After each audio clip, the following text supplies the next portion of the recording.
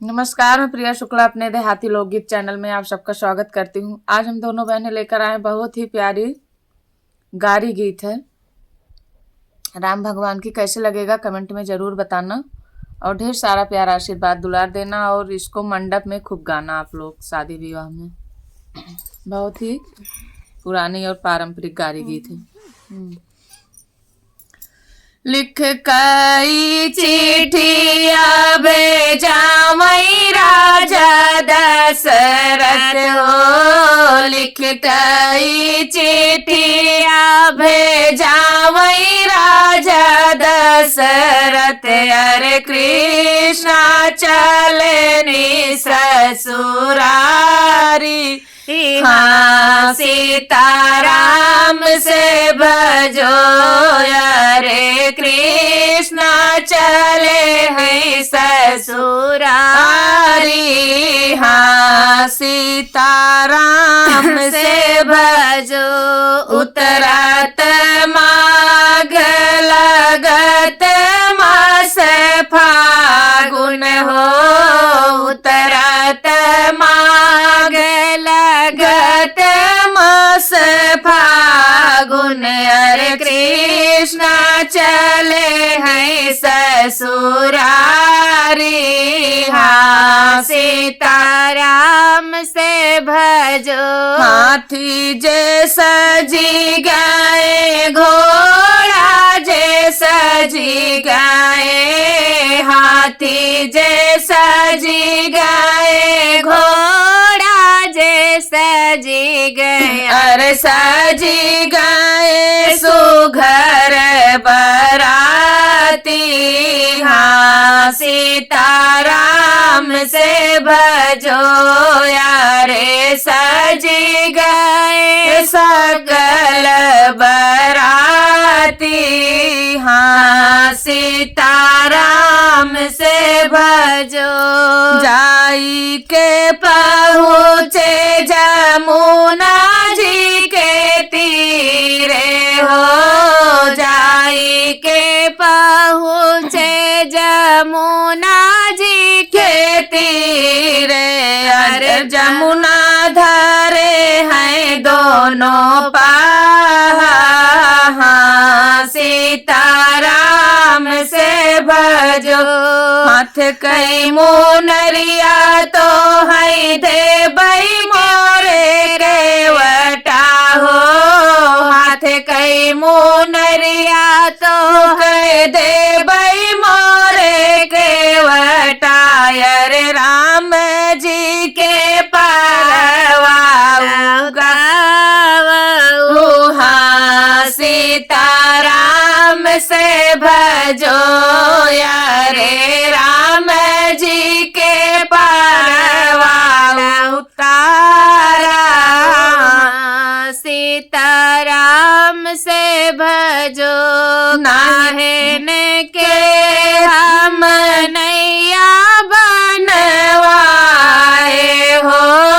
काहन के हम नैया बनवाए। अरे काहन के तिलवारी। हाँ सीताराम से भजो। कटहर काठे के नैया बनवाए हो। कटहर काठे के नैया बनवाए। अरने बुलन कई तिलवारी। हाँ सीताराम से भजो। अरे ने बुलन कई तिलवारी। हाँ सीताराम से भजो। चारऊ भैया नैया में सवार भाई। चारऊ भैया नैया में सवार भाई। अरे केवटा गावई परवा।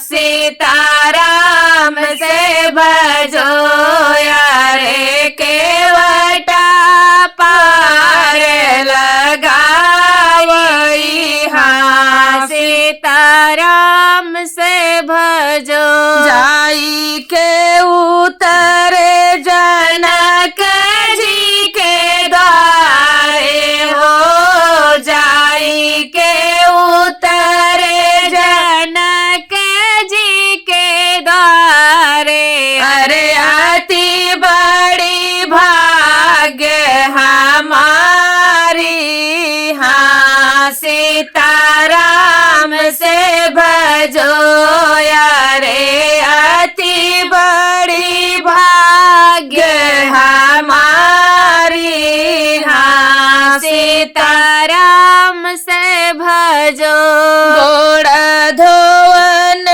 खातिर कठौता मगावई हो गोड़ धोवन खातिर कठौता मगावई अरे जमुना जल भरी लाए हाँ सीताराम से भजो केहू जान ठाड़े है केहू जान बैठे हो केहू जान ठाड़े है केहू जान बैठे अरे दुआरे पे तिलक चढ़ाई हाँ सीताराम से भजो यारे दुआरे पे तिलक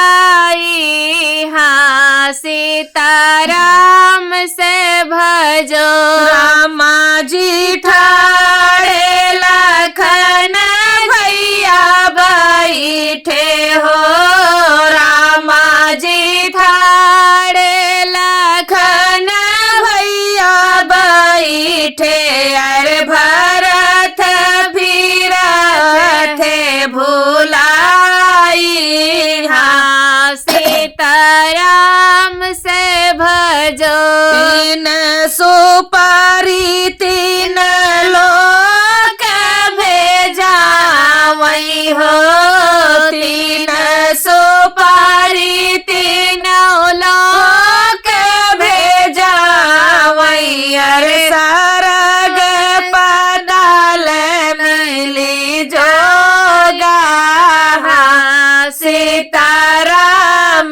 से भजो यारे सरग पताल मिली जोगा हाँ सीताराम से भजो सुरहीनी गौआ के गोबरा मगावई हो सुरहीनी गैया के गोबरा मगावई अरे दुआरा अंगनाली पाई हाँ सीताराम से भजो अंगनाली पाई के चौका पूरा वही हो अंगनाली पाई के चौका पूरा वही अरे धनु